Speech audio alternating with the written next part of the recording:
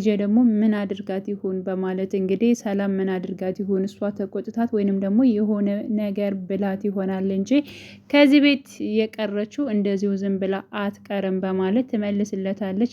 ምናሴም አይ እሷ ጋር እንኳን ምንም አልሆኑም እጅግ በጣም ደስ የሚል ጊዜ ነበረን እየተጋገዙ ነበር እንደውም ይግባባሉ ማየ ስለዚህ ሰላም ምንም አላደረገችም ይመስለኛል ያ ጓደኛዬ ይሆናል እንደዚህ ያደረጋት ወይንም ደግሞ እንደዚህ እንድትመጣ ያላደረገ እሱ ደግሞ ምን አድርጌ ብሏን ነው በሚለው አባቷን በማሳከም እንደዚህ እንደዚህ በማለት እንግዲህ ነገሮችን ትንትና አድርጎ ያሳውቃታል ማለት ነው።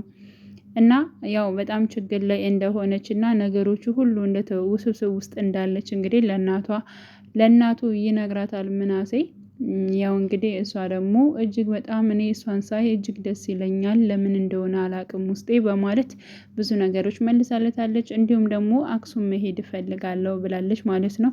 ምክንያቱም ልጄ ሰሞኑን በቃ በህልሜ እየመጣችብኝ ነው ስለዚህ የኔ ልጅ አለሽ በህይወት ማግኘት እፈልጋለሁኝ በማለት ተናግራለች ማለት ነው። ሰላምዬ ግን ይሄን ስትሰማ በጣም ተናዳለች።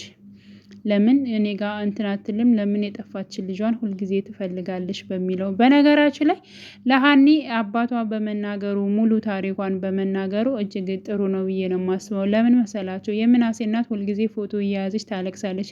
ያን ፎቶ እና ያን ፎቶ ከተያየ በእርግጠኝነት ሀኒ እሷ እንደሆነች ታውቃለች ማለት ነው። ስለዚህ የመጀመሪያ